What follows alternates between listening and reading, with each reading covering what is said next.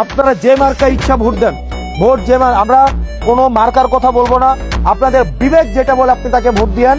কিন্তু নির্বাচনের আগে 5টা যারা নির্বাচনে দাঁড়াবে সবার পোস্টার গুলা নিয়ে বসবেন। বাজারে 1 কেজি আলু কিনলে 1 কেজি আলু কড়ায় 8, 10টা 12টা আলু তো 1 কেজি হয়। 12টা আলু যখন দেখবেন দোকানদার দিবে, আপনি 3টা আলু খুললে আবার নিজে আবার 3টা আলু দেন না? দোকানদারের উপরে কি বিশ্বাস করেন?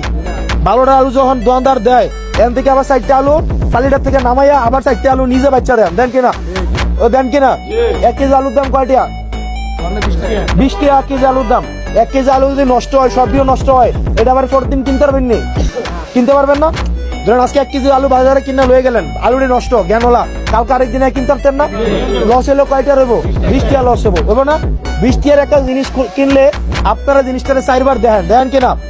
আর যেই লোককে আপনারা 5 বছরের জন্য নির্বাচন করবেন, যে লোক 5 বছরের জন্য আপনার স্বাস্থ্য, আপনার শিক্ষা, আপনার অবকাঠামোগত, আপনার চিকিৎসা, আপনার সামাজিক উন্নয়ন, সাংস্কৃতিক প্রগতি, যারা আপনার সামাজিক সমৃদ্ধিকে নিয়ে কাজ করবে, যারা আপনার এই পুরা দেবিদ্বারকে সারা বাংলাদেশে প্রতিনিধিত্ব করবে, যে লোক 5 বছর আপনার জিম্মাদার হবে, এরকম একটা বেটাকে নির্বাচন করতে আপনার 1 কেজি আলু কিনতে যতটা সময় ব্যয় করেন, আপনার এরকম একটা লোককে নির্বাচন করার জন্য আপনাদের উচিত না অন্তত এর থেকে 10 গুণ বেশি বিবেচনা করা?